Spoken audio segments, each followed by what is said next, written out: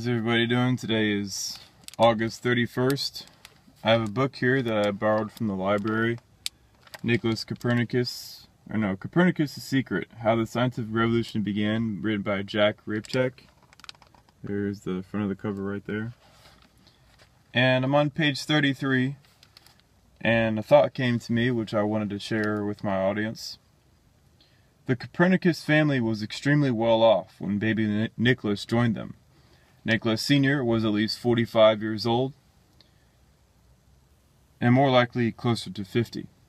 The family and its servants lived in a spacious, three-story townhouse, which it had inherited from Barbara's father, Lucas Weisenrode. The structure was built around the year 1350, and it was located near the center of town. It had an elaborately designed brick facade with large windows facing the narrow cobblestone street. There was a courtyard in the rear. The high ceilings, murals, and expensive furniture made it very comfortable. It was also well heated, with fireplaces throughout. 7 years later, Nicholas Sr., having grown in wealth and prestige, moved the family into an even larger, more impressive house. The new home was located right on the town square. The family also owned a vineyard and other properties outside the city walls. There is no doubt that Copernicus and his brothers and sisters led privileged childhoods.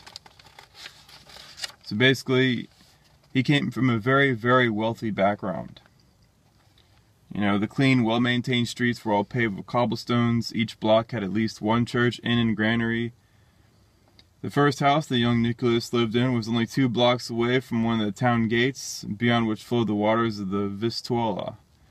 Though the Torrent side of the river was busy with the loading of barges on the other side, which was connected by the bridge that his father lent money to help build, which had been ideal for swimming and fishing.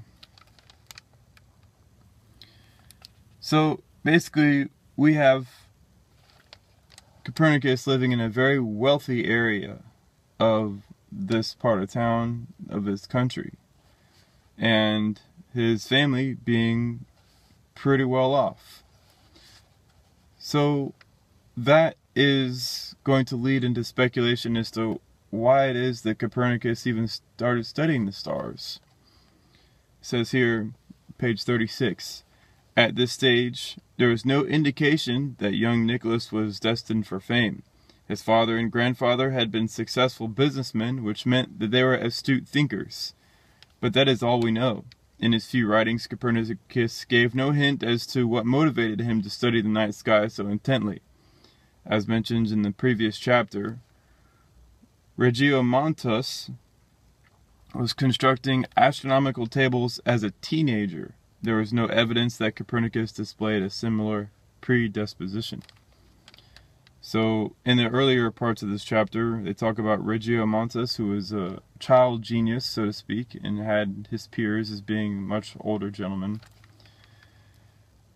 But to really get why he went into astronomy, well, I think it's obvious to me.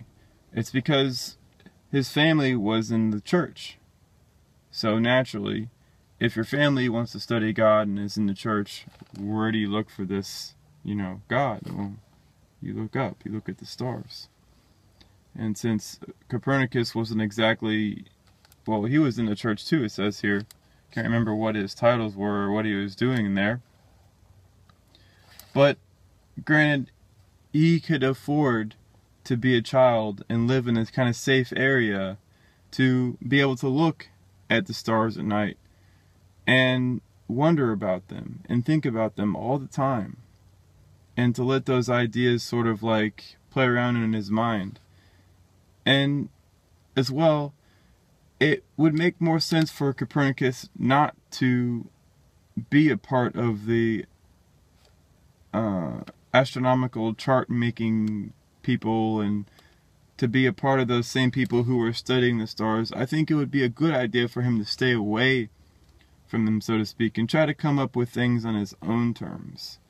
Because if he were to become a part of those groups, like Regio was a firm believer in the Ptolemy version of events, where everything, had epicycles and things were measured in terms of the Earth being the center of the entire universe, it was good that he didn't, look at his Reggio's studies, regardless if he was supposedly this childhood genius, because it would have prevented him from making his own insights and discoveries. It would have skewed his mind, so to speak, into thinking in the same terms as these supposed geniuses that came before him were thinking in.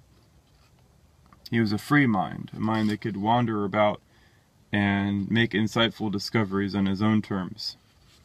And I'm relating that to my own experience. I am no Copernicus whatsoever. I wasn't raised in a rich family. I was raised in a poor family by a single mom. I wasn't, educated at very expensive private schools like Copernicus was. I'm a product of the public school system. Mind you, many public schools, because we moved all the time. I went to about 20 different public schools throughout my childhood. And as well, I don't know Latin. I don't know a whole bunch of different languages. I only know English and maybe a little bit of Spanish. So I'm not the aristocratic kind of person Copernicus was. And I'm definitely not a part of the church. So there's no way I'm like Copernicus in basically all regards, except for maybe, he's Polish and I have a Polish ancestry. But that's about it. That's the only thing I have in relation to this gentleman.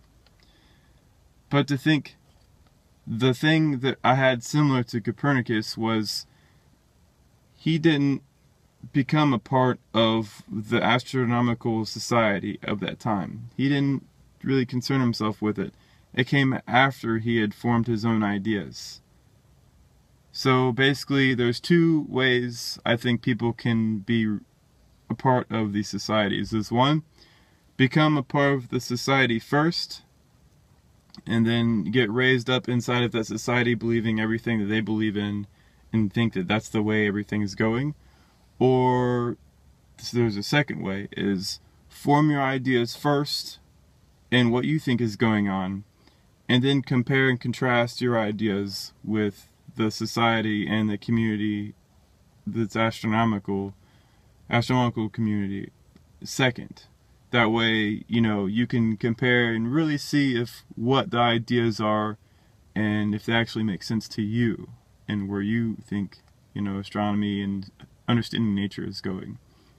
So basically there are two things, and there are advantages and disadvantages to both. But I think the discoverer's path usually tends to, they form their own ideas first, and then they become a part of the astronomical community. But a lot of times, more often, we see now children going to school, learning about astronomy-related matters, and they learn what everybody else believes first, and then they're expected to form their own beliefs and to make their own insights. But that's much more difficult to do, because then you have your mind full of stuff already, and there was never any chance for you to form your own ideas about the universe or nature in general. So I think that's one of the biggest things that Copernicus had over this child genius that's mentioned here, Regiomontanus. But there you go. I will read more of this book and relay more of the ideas that I have concerning it later, but I just wanted to get that out. Obviously this book has a lot more to it than I overviewed, but since it was in the beginning of the book and I noticed something very important, I decided to relate it to my audience. Today is August, I believe, 31st, 2015. Everybody have a great day.